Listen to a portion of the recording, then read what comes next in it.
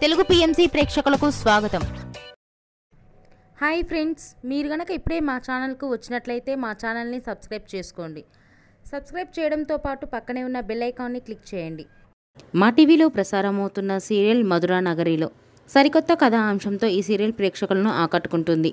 ఈ సీరియల్లో హీరో నాగార్జున ఆదిత్యారెడ్డి పాత్రలో నటిస్తుండగా హీరోయిన్ కీర్తి భట్ రాధా క్యారెక్టర్లో నటిస్తుంది. కీర్తి తన లేటెస్ట్ ఫొటోస్ని అభిమానులతో పంచుకుంది. ఆ ఫొటోస్ని మనం కూడా చూసిద్దాం.